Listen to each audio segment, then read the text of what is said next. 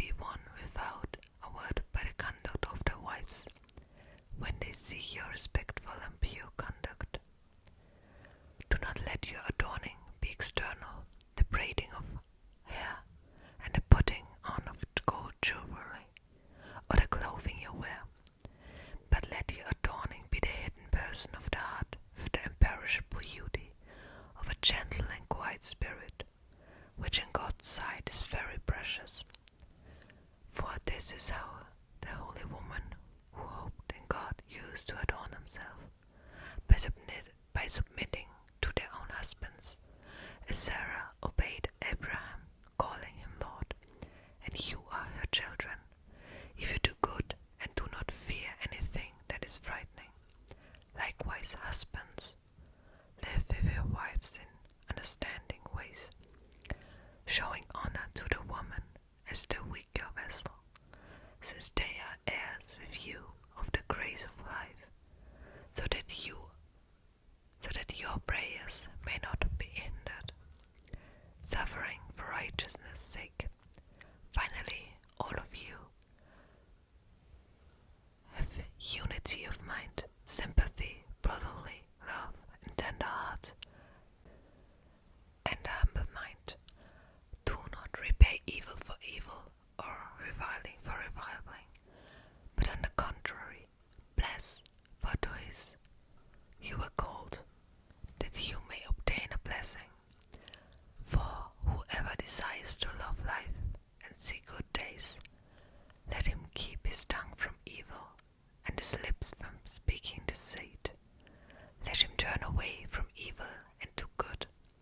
Let him seek peace and pursue it. For the eyes of the Lord are on the righteous, and his ears are open to the prayer. But the face of the Lord is against those who do evil. Now, who is there to harm you if you are zealous for what is good? But even if you should suffer for righteousness' sake, you will be blessed. Have no fear of them, nor be troubled. But in your hearts honor Christ the Lord is holy. Always be prepared to make a defense to anyone who asks you for a reason for the hope that is in you. Yet do it with the gentleness and respect of the prophets, having a good conscience, so that when you are slandered, those who revile your good behavior in Christ may be put to shame. For it is better to suffer for doing good, if that should be God's will, than for doing evil.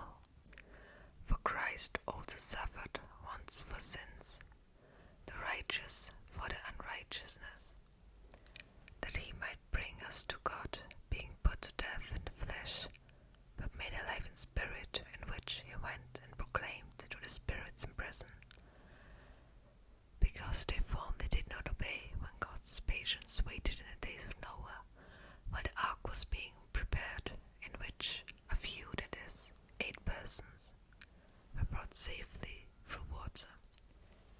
Baptism, which corresponds to this, now saves you, not as a removal of dirt from the body, but as an appeal to God for good conscience, through the resurrection of Jesus Christ, who has gone into heaven and is at the right of God's hand, with angels